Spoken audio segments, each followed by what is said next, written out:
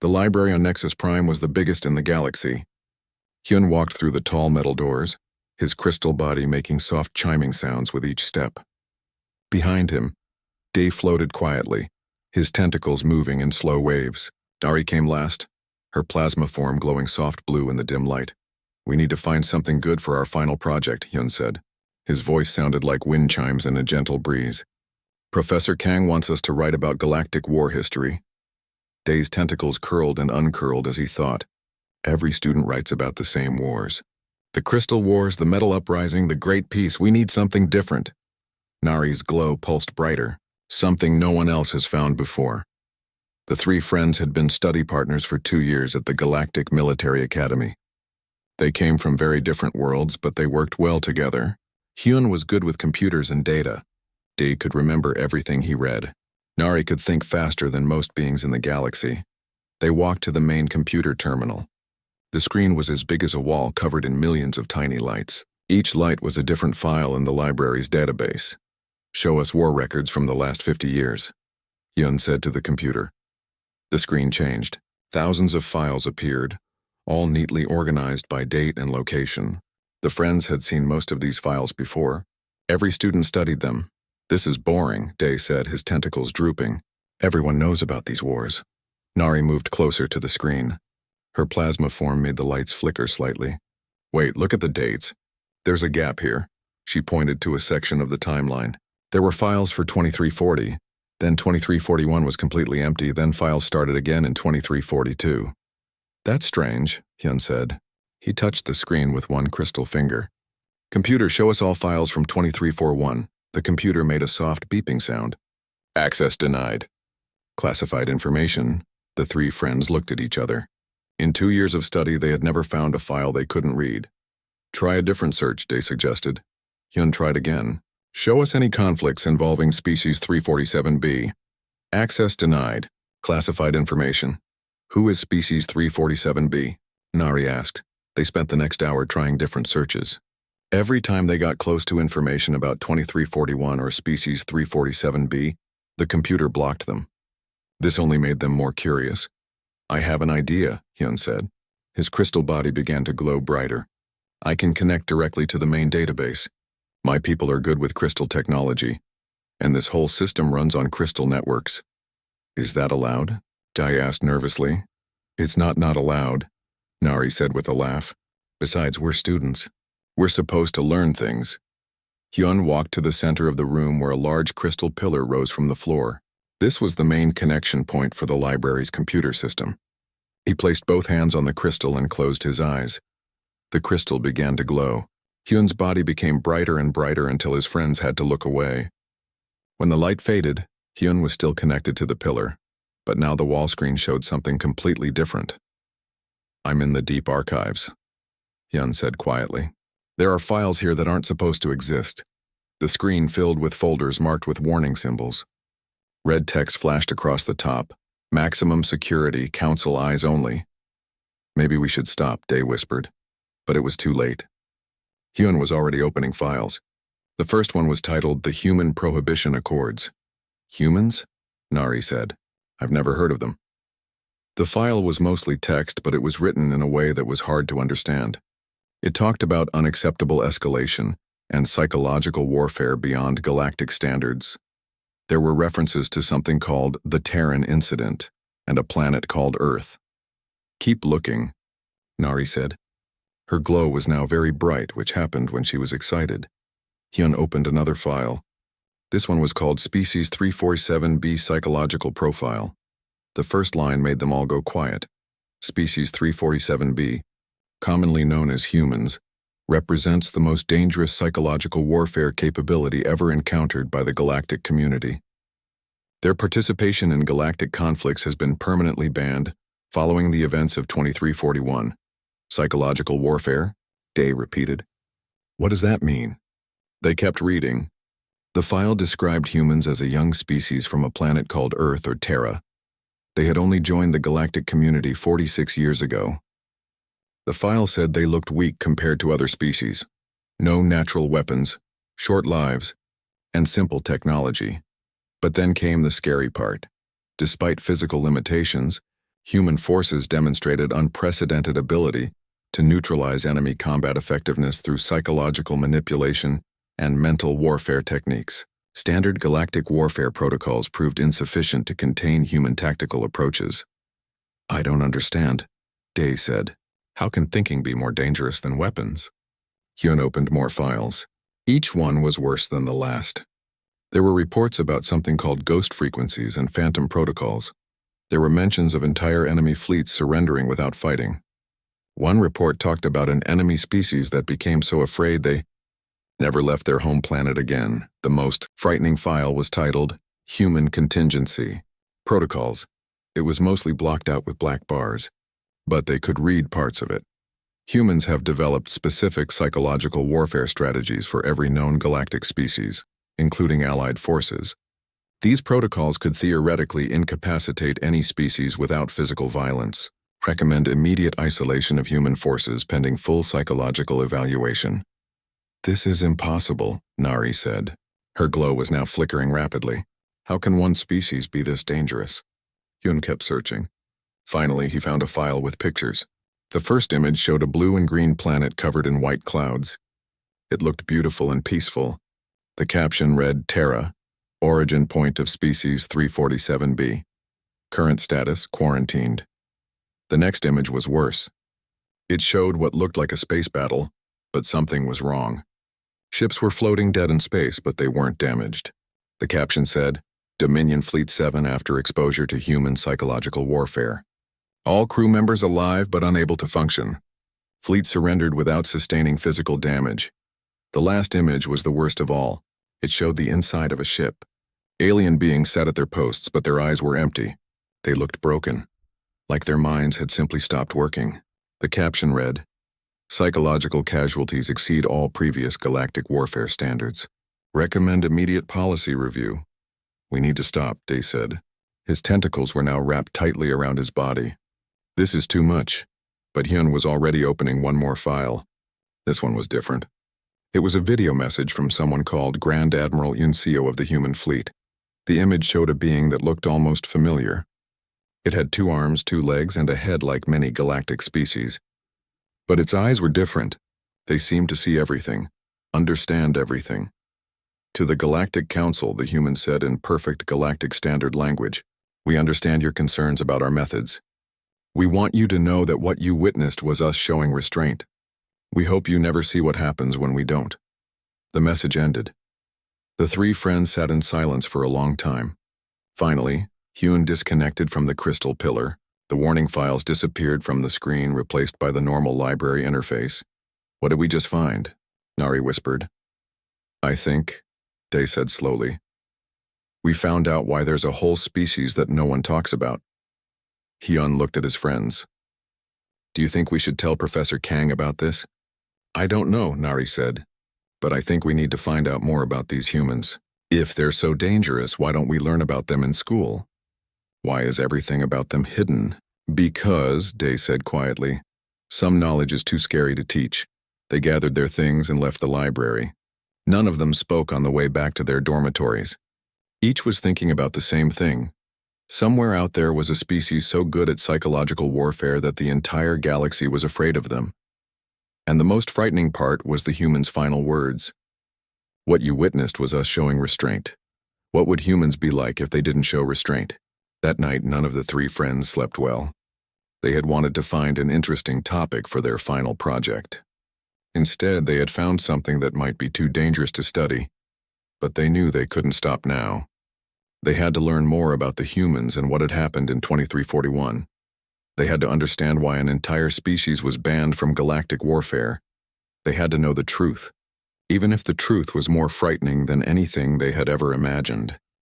For 3 days, Hyun, Day, and Nari couldn't focus on anything else. Professor Kang's words kept echoing in their minds. They tried to study other topics, but every book seemed boring compared to the mystery of the humans. Finally, Nari couldn't take it anymore. "We have to know more," she said as they sat in the academy cafeteria. "Professor Kang only told us part of the story. He told us to stay away from it," Day reminded her. His tentacles curled nervously around his food. "He told us to stay away from classified files," Hyun corrected. But he also gave us his personal crystal. I saw the access codes when he used it. That night, they snuck back into the library. The building was empty and dark. Emergency lighting cast long shadows between the towering shelves of data storage. Hyun connected to the main crystal pillar again. This time, he used Professor Kang's access codes. Suddenly, thousands of new files appeared on the screen. These weren't just classified.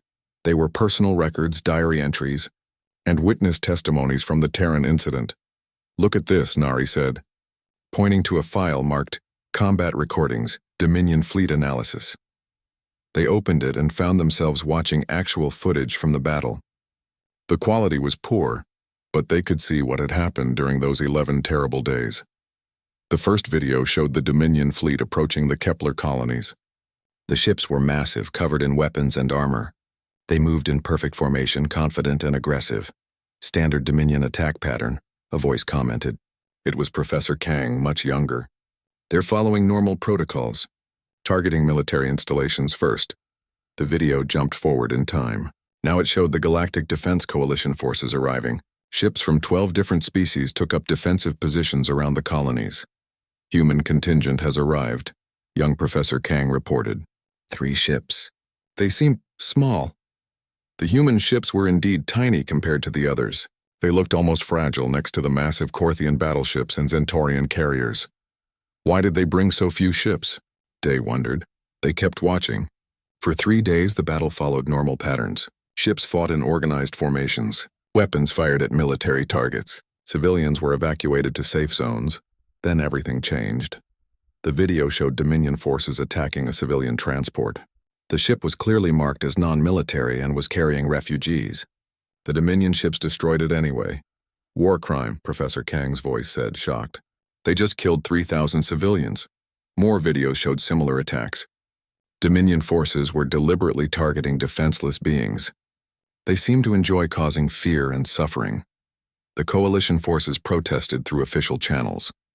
They demanded the Dominion follow galactic warfare laws.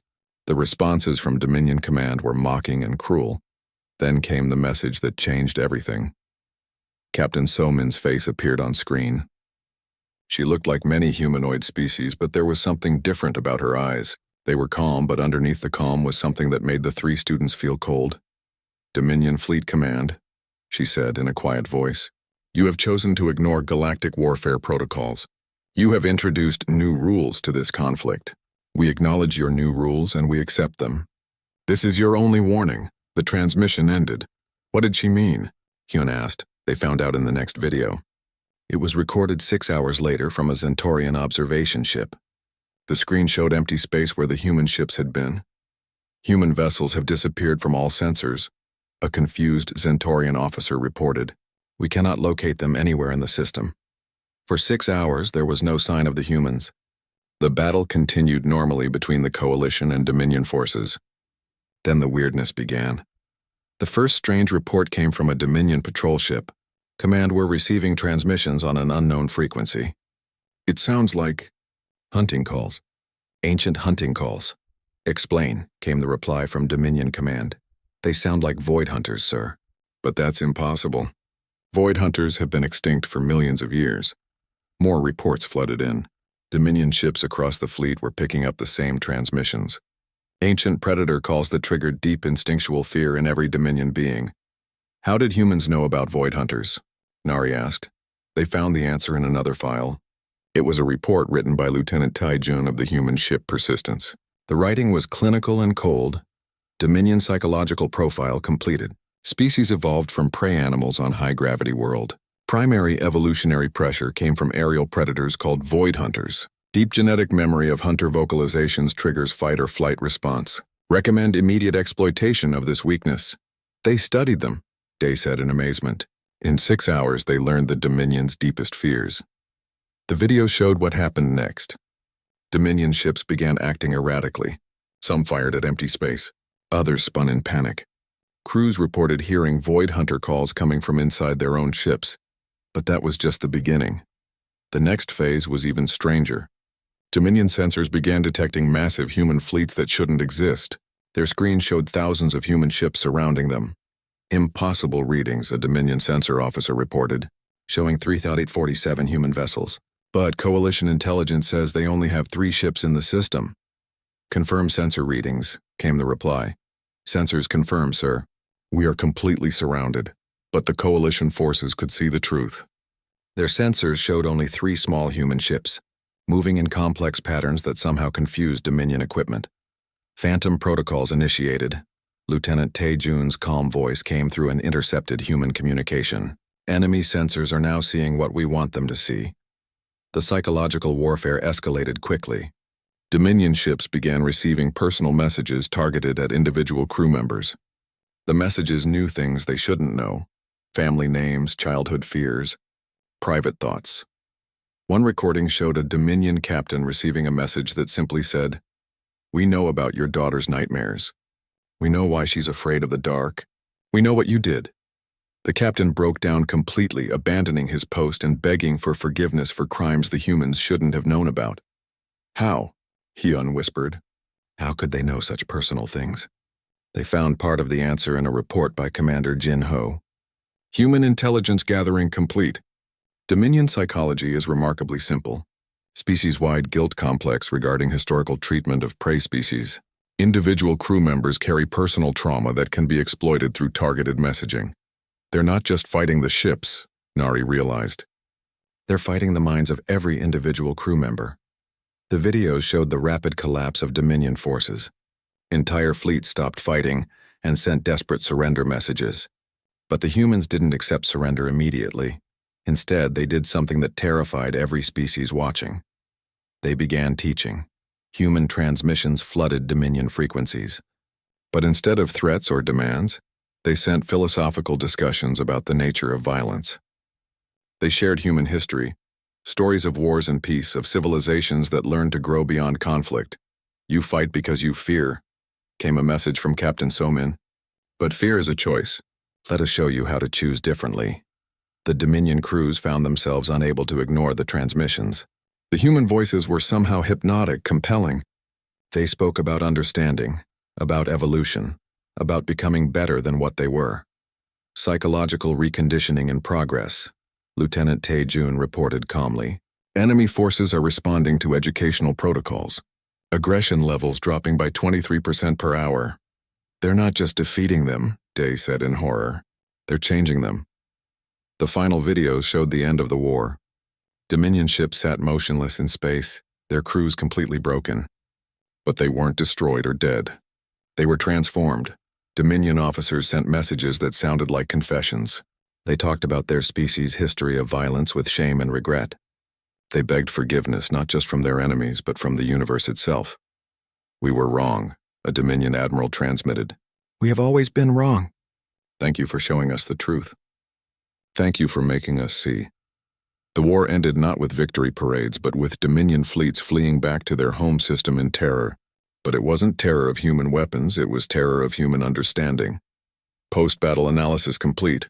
Commander Jin Ho's final report stated, "Enemy forces suffered 0 physical casualties. Psychological casualties total 100%. Dominion Empire is no longer capable of aggressive action due to species-wide trauma regarding the nature of violence." "Trauma?" Nari asked. They found the explanation in a medical report. Every Dominion being who had encountered human psychological warfare developed what doctors called existential pacifism. They became physically unable to commit violence because the humans had forced them to truly understand what violence meant. The humans had weaponized empathy. The 3 students sat in shocked silence as the final video played. It showed Admiral Unseo giving testimony to the Galactic Council. "The Dominion Empire will never threaten anyone again," she said calmly. "Not because we destroyed them, but because we helped them evolve past the need for aggression." The next morning came too soon. Hyun, Dae, and Nari met outside Professor Kang's office. None of them had slept well. The images from the hidden files kept playing in their minds. "Are you sure we should do this?" Dae asked. His tentacles moved nervously around his body. "We have to," Nari said. Her plasma form was dimmer than usual. "Professor Kang has been teaching military history for over 200 years. If anyone knows about humans, it's him." Hyun knocked on the office door. A deep voice called out, "Come in." Professor Kang was old even for a Zentaurian. His scaled skin had turned silver with age, and his four eyes moved slowly as he looked up from his desk. He had taught thousands of students over the years, but he always remembered the good ones. Hyun, Dae, Nari, he said with a smile. How is your final project coming along? The three friends looked at each other. Finally, Hyun spoke. Professor, we found some files in the library yesterday. They were about something called the Human Prohibition Accords. Professor Kang's smile disappeared. His four eyes focused sharply on the students. What exactly did you find? Nari stepped forward. Files about species 347b, about humans, about something that happened in 2341. The professor was quiet for a long time. His scaled hands gripped the edge of his desk. When he finally spoke, his voice was different. Older. Sadder. You should not have found those files. They are classified for good reasons. But Professor, Dae said, we're supposed to study galactic military history. How can we understand it if there's a whole year missing?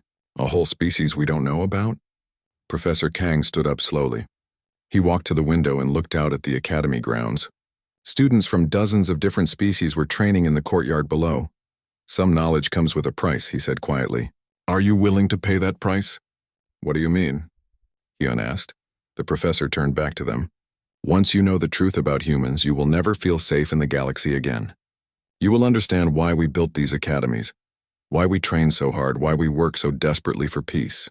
You will know what we are all really afraid of. We want to know, Nari said firmly. We need to know, Professor Kang sighed.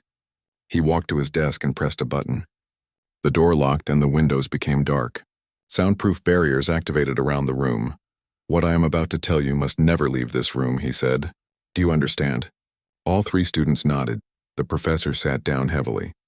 I was there during the Terran incident. I was young then, just a military observer for the Zentorian Defense Force. I thought I understood warfare. We all did. He paused and looked at each student carefully.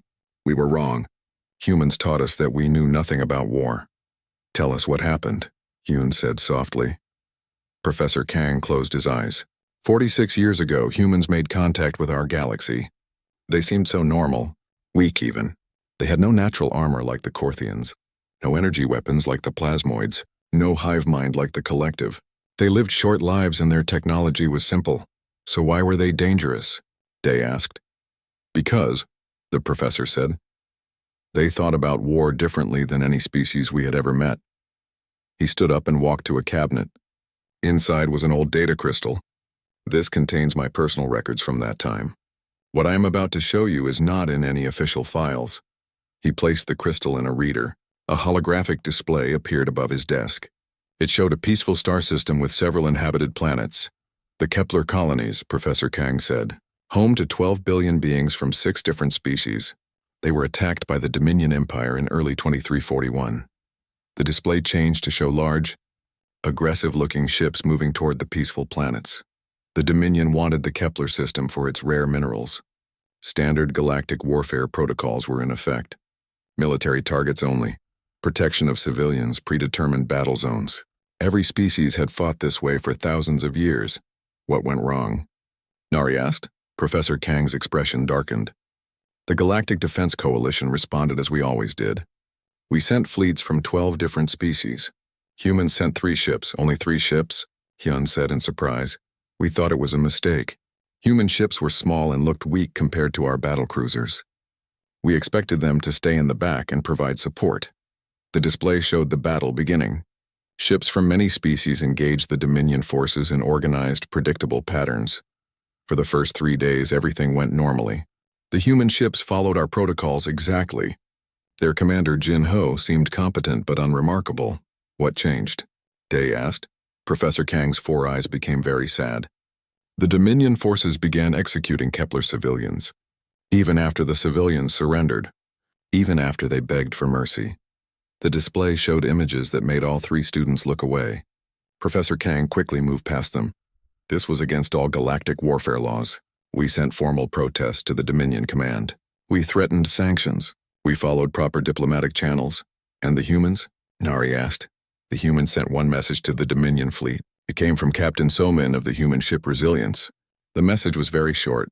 You have introduced new rules. We accept. Professor Kang paused. His hands were shaking slightly. What happened next changed everything we thought we knew about warfare. The display showed the human ships moving away from the main battle. For a moment, it looked like they were retreating. The humans disappeared for 6 hours. Our sensors couldn't find them anywhere in the system. We thought they had run away. But they hadn't, Hyun said. No. They were studying their enemy, learning about Dominion psychology, Dominion fears, Dominion culture. In 6 hours, they learned things about the Dominion that we had never discovered in centuries of contact. The display changed. Now it showed Dominion ships acting strangely. Some were spinning in circles. Others had stopped moving completely. The humans began broadcasting something on frequencies we didn't even know existed. The Dominion called them ghost frequencies. Their crews began reporting that they could hear their ancient predators calling to them. Ancient predators? Day asked. Every species has something they fear from their evolutionary past. For Dominion beings, it was creatures called void hunters that hunted them in the darkness of space millions of years ago. The humans somehow learned about this fear and used it against them. Professor Kang advanced the display. More Dominion ships were now behaving erratically. But that was just the beginning. Lieutenant Taejun developed what they called phantom protocols. Human ships would appear on Dominion sensors in impossible places. They seemed to be everywhere and nowhere at the same time. How is that possible? Nari asked. We still don't know. Human technology wasn't advanced enough to do what they were doing, but somehow they made entire Dominion fleets believe they were surrounded by thousands of human ships when there were really only 3. The display now showed chaos. Dominion ships were firing at empty space, running into each other, sending panicked messages in all directions. The worst part was the silence. Professor Kang said quietly. Between their attacks, the humans would go completely quiet. No communications, no sensor readings, nothing. The Dominion crews began to break down. They couldn't handle fighting an enemy they couldn't understand. Did the Dominion surrender? Hyun asked. Worse, they collapsed. Entire fleets stopped fighting and sent desperate messages begging for mercy. Not just military surrender. They were begging the humans to stop hurting their minds. Professor Kang turned off the display. The room seemed darker without the holographic light. The war lasted 11 days. When it ended, the Dominion Empire was finished. Not destroyed, broken. Their entire species developed what human doctors called galactic agoraphobia. They became too afraid to leave their home system. And the humans? Day asked softly. They went back to following normal protocols as if nothing had happened. Jinho filed a standard battle report. Somin returned to her duties. Taejun acted like the phantom protocols were just normal tactics. Professor Kang sat down again. He looked older than he had at the beginning of their conversation. That's when we realized the truth. What we had seen wasn't humans at their most dangerous. It was humans showing restraint. What do you mean? Nari whispered. Military analysts found evidence that humans had developed psychological warfare strategies for every species in the galaxy, including their allies, including us. The 3 students sat in shocked silence. They had studied our fears, our weaknesses, our cultural pressure points. They could have broken any of us the same way they broke the Dominion. But they chose not to. Why? Hyun asked. Professor Kang looked at each of them carefully. Because humans fight wars to end them permanently. They don't want to rule other species. They want to make sure no one ever starts a war again. Is that why they were banned? Day asked. The Galactic Council met an emergency session. The vote was unanimous. Human participation in galactic warfare was permanently prohibited, not because they were cruel, but because they were too effective, too understanding of how minds work. Professor Kang stood up and deactivated the security measures. The door unlocked and the windows became clear again. The humans accepted the ban without protest. Their admiral, Yoon Seo, said they understood our fears. She said they would wait on Earth until the next week passed in a blur. Hyun, Dae, and Nari found it hard to focus on their normal classes. Every lesson about galactic military strategy seemed pointless now. They had seen what real strategic thinking looked like, and it was nothing like what they were learning in school. We need to see the rest of the files, Nari said during their evening study session. There has to be more. More than what we already found? Dae asked nervously. Isn't it enough to know that humans can break entire species without firing a shot? No, Hyun said firmly. Professor Kang said what we saw was humans showing restraint. I want to know what they're capable of when they don't hold back. That night they returned to the library once more. This time Hyun went deeper into the classified archives than ever before. He found files that were so secret they didn't even have proper names, just numbers and symbols. The first file they opened was labeled Human Strategic Analysis, Full Spectrum. Capabilities. It was written by someone called Strategic Analyst Minho, apparently a human military planner. This document outlines comprehensive psychological warfare protocols for all known galactic species. The introduction read, "Following successful field testing during the Dominion incident, full capability assessment has been completed." What followed was the most terrifying document any of them had ever read. The file contained detailed psychological profiles for every species in the galaxy. Not just basic information, but deep analysis of evolutionary history, cultural weaknesses, individual psychological patterns, and specific vulnerabilities. "Look at this," Day whispered, pointing to a section about his own species, the Aquarians. Aquarian Psychology Profile. Collective consciousness vulnerability allows for mass psychological manipulation through water frequency modulation.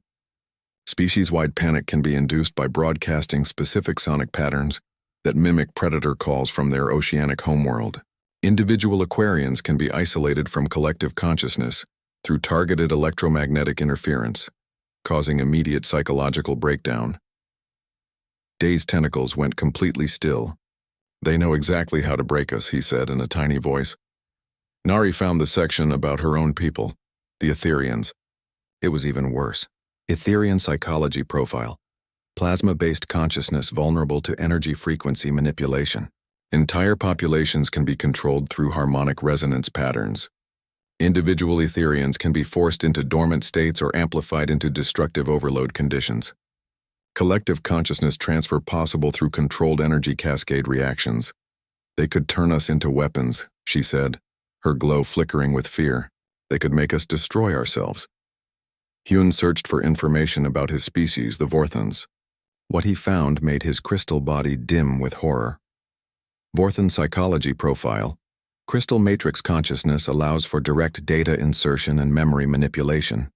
Individual Vorthons can be reprogrammed at the quantum level. Mass consciousness networking means single compromised individual can spread psychological modifications to entire populations, species effectively controllable through crystal resonance technology. "They could rewrite our minds," Hyun said quietly. "They could make us into completely different people and we wouldn't even know it happened." But the psychological profiles were just the beginning. The file continued with something called Graduated Response Protocols. Phase 1. Educational Intervention, the document explained. Target species receives philosophical and cultural education designed to promote peaceful evolution. Success rate, 47% for aggressive species, 89% for neutral species. That's what they did to the Dominion, Nari realized. Phase 2. Psychological pressure, the file continued. Targeted psychological warfare designed to reduce aggressive capability without permanent damage. Includes fear induction, guilt manipulation, and social breakdown tactics. Success rate, 94% for all species tested. Phase 3. Consciousness modification, they read with growing horror. Direct alteration of species-wide psychological patterns to eliminate aggressive tendencies. Irreversible but non-lethal. Success rate, 100% for all species tested. Phase 4. Evolutionary acceleration, the final entry stated. Forced psychological and cultural evolution to post-aggressive state. Complete transformation of species consciousness. Success rate 100%. Warning.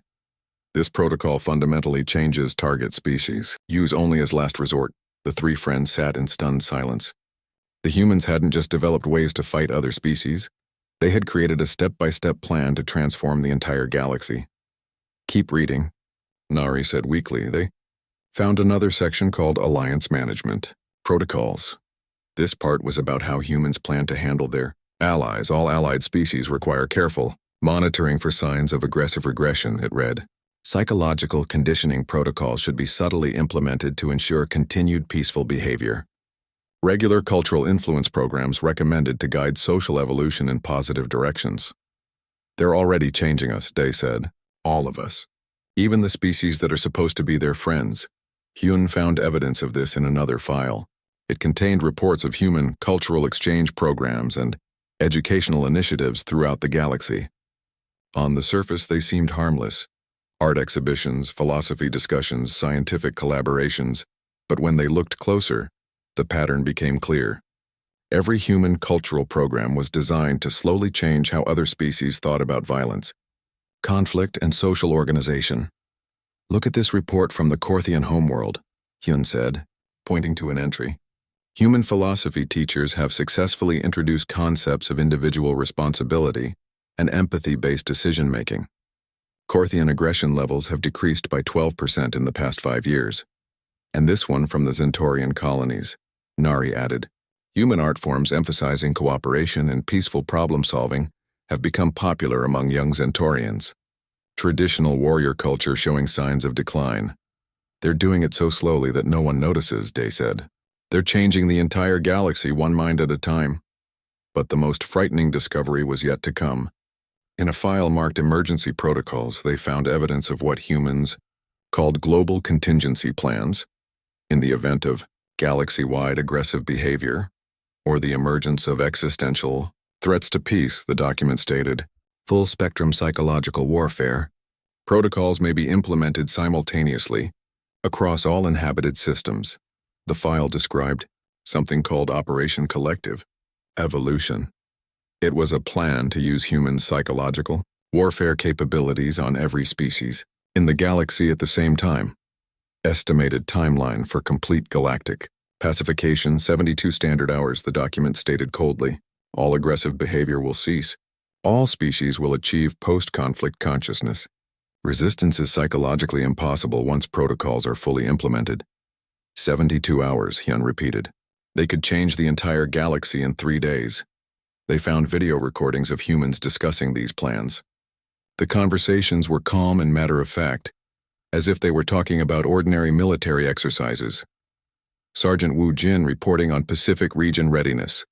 One recording began, "All psychological warfare units are prepared for global deployment. We can achieve full species modification for approximately 2.3 billion beings within the first 24 hours. Commander Yuri here," another voice added. "Atlantic and European units ready. We have psychological profiles completed for all major population centers. Consciousness modification can begin immediately upon authorization." The videos showed humans who looked exactly like any other species, but who talked about reshaping minds the way other people might discuss repairing machines. Current projections show 99.7% success rate for global consciousness modification. A human identified as Dr. Su Jin reported. The remaining 0.3% will likely achieve voluntary compliance once they observe the transformation of their communities. "What about resistance?" someone asked. Dr. Su Jin smiled. "There won't be any. That's the beauty of psychological evolution. Once it begins, the subjects want to continue. They become grateful for the change." The 3 students found more evidence that this wasn't just theoretical planning. Humans had actually tested these protocols on small populations. Field test report, Mining Colony Zarian 7, one file read. Population 50,000 mixed species. Problem: rising labor disputes and ethnic tensions. Solution: 48-hour psychological intervention program. The report described how a small team of humans had visited the mining colony as conflict resolution specialists. Within 2 days, all disputes had ended. The different species were working together peacefully and efficiently. Post-intervention interviews show 100% satisfaction with new social arrangements, the report concluded. Subjects express confusion about previous conflicts and gratitude for human assistance in helping them see clearly. But the most chilling part was a note at the end. Subjects are unaware that any psychological modification has occurred. They believe their new perspectives developed naturally. They changed 50,000 people and made them forget it happened, Nari said. Her glow now barely visible, and everyone was happy about it, Day added quietly. They found dozens of similar reports. 2 weeks had passed since their last visit to the library. Hyun Dae and Nari tried to return to normal life, but everything felt different now. Every peaceful interaction between species made them wonder if it was natural or engineered. Every calm discussion in class made them question whether their thoughts were truly their own. Professor Kang noticed their distraction during military history lessons. After class one day, he asked them to stay behind.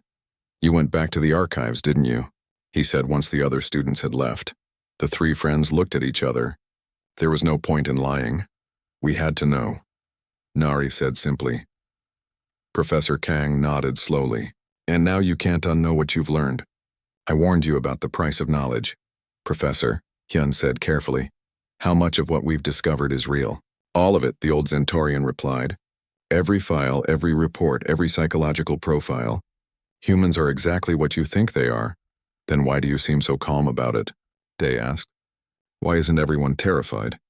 Professor Kang walked to his window and looked out at the academy grounds.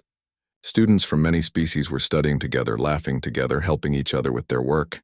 "Because," he said quietly, "I was there for the vote." "What vote?" Nari asked. "The real vote. Not the public one where the Galactic Council banned humans from warfare.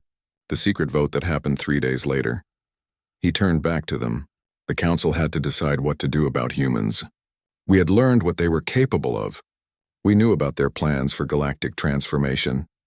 The question was, should we try to stop them?" Professor Kang sat down heavily. The debate lasted for 6 days. Some council members wanted to declare war on humanity immediately. Others wanted to negotiate. A few suggested we should just surrender and hope they would be merciful. "What changed their minds?" Hyun asked.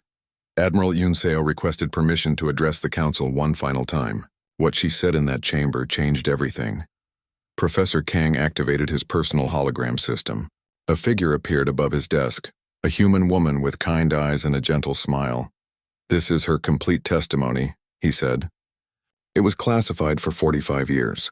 The council only released it last month." The hologram began to speak.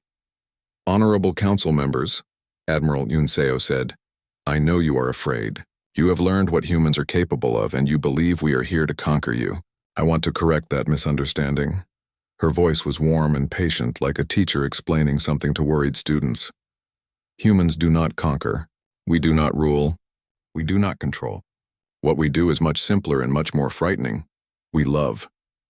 The council chamber in the recording was completely silent. Every species in this galaxy evolved from violence.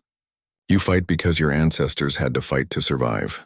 You compete because competition kept your species alive. You fear and hate and distrust because these emotions protected you from extinction. Admiral Yoon Seo paused and looked around the chamber. Humans evolved differently. We learned that the strongest survival strategy was not violence but cooperation. Not competition but mutual aid. Not fear but understanding. We became the first species in the galaxy to evolve beyond the need for aggression. But that evolution came with a price, she continued. We can see the pain that violence causes other species. We can feel your suffering as if it were our own, and we cannot ignore it. The recording showed council members shifting uncomfortably in their seats. When we see species destroying themselves through war, we must help them evolve past that destructive stage. When we see beings trapped by evolutionary programming that causes them pain, we must free them from that programming. It is not conquest, it is compassion. "And if we choose not to evolve?" came a voice from the council chamber. Admiral Yoon Seo's smile became sadder. "That is not a choice you can make. Evolution is not optional. You can choose to evolve willingly with our gentle guidance, or you can choose to evolve through trauma, as the Dominion did. But you will evolve." The chamber erupted in angry voices. The recording showed council members standing, shouting, demanding to know who gave humans the right to force evolution on unwilling species. Admiral Yoon Seo waited patiently for quiet. When it came, her next words silenced the entire chamber. "The right was given to us by the universe itself. We are the first species to achieve post-aggressive consciousness. That makes us responsible for guiding all other species to the same level of development. It is not a right we claimed. It is a burden we accepted." She stood up, and suddenly the entire chamber seemed smaller around her. "You ask what gives us the right to change you. I ask, what gives you the right to remain unchanged when your current state causes suffering to billions of beings? What gives you the right to cling to evolutionary patterns that lead to war, oppression, and misery?" The recording showed that no one had an answer. "We could force immediate evolution on every species in the galaxy," Admiral Yoon Seo continued. "It would take 72 hours, and when it was finished, all of you would be happier, more peaceful and more fulfilled than you have ever been in your entire history. Then why don't you? Someone called out. Because forced evolution, even beneficial evolution, is traumatic. We prefer to guide you gently over time, allowing you to grow naturally into what you are meant to become. The Dominion chose the quick way and suffered for it. We hope the rest of you would choose the gentle path. Admiral Yoon Seo looked directly into the recording device, and it felt like she was looking straight at Hyun Dae and Nari. But if you refuse to evolve willingly, if you choose to remain trapped in patterns of violence and suffering, then we will evolve you anyway, because we love you too much to watch you destroy yourselves. The recording ended. Professor Kang turned off the hologram. After that testimony, the council voted again. This time the question was different. What was the question? Nari asked quietly. Should we accept human guidance toward peaceful evolution, or should we force them to evolve us immediately through global psychological intervention? The three students stared at him in shock. The vote was unanimous, Professor Kang continued. We chose gentle guidance. The human ban on galactic warfare was just a cover story. The real agreement was that humans would slowly, carefully guide galactic civilization toward post-aggressive consciousness over the course of a century. So everything we found, Hyun began, is proceeding exactly according to plan, a plan that every government in the galaxy agreed to 45 years ago. But the people don't know, Dae protested. No one consented to being changed. Professor Kang smiled sadly. Do children consent to being taught? Do patients consent to being healed? Do prisoners consent to being rehabilitated? That's different, Nari argued, is it? Humans see all of us as children, young species that haven't learned how to live without violence. They see themselves as teachers, doctors, and caregivers for an entire galaxy of beings who are trapped in destructive evolutionary patterns. Professor Kang stood up and walked to a cabinet. Inside was another data crystal. This contains the complete records of the secret negotiations, the psychological profiles of every major leader, the implementation timelines, the progress reports, everything. He held out the crystal to them. You can take this and expose the truth to the galaxy. You can reveal that human cultural exchange programs are actually consciousness modification projects. You can tell everyone that their peaceful thoughts and cooperative behaviors are the result of subtle psychological manipulation. The three friends stared at the crystal but didn't take it. What would happen if we did? Hyun asked. Chaos, Professor Kang said simply. Some species would panic. Others would try to fight. There would be wars, uprisings, probably billions of deaths. And in the end, humans would be forced to implement emergency protocols to restore peace. The 72-hour plan? Nari said. Exactly. Everyone would end up evolved anyway, but through trauma instead of gentle guidance. The galaxy would achieve peace, but at the cost of massive psychological damage to every living being. Professor Kang put the crystal back in the cabinet. Or, he said, you can choose to keep the secret. You can let the gentle evolution continue. In 50 years, every species in the galaxy will be naturally peaceful, cooperative, and happy. No one will remember being any different. No one will feel like they were changed against their will. Because they won't remember having different wills in the first place, Dae said. Is that so terrible? Professor Kang asked. If the end result is universal peace and happiness, does it matter how we get there? The three friends looked at each other. This was the choice they had to make. Expose the truth and cause chaos, or stay silent and allow gentle transformation to continue. There's something else you need to know, Professor Kang said. You three weren't supposed to find those files. The security protocols should have stopped you. Then how did we get through? Hyun asked. Professor Kang smiled. Because Admiral June wanted you to find them. Who is Admiral June? Nari asked. The current human liaison to the Galactic Council. She's been monitoring your research from the beginning.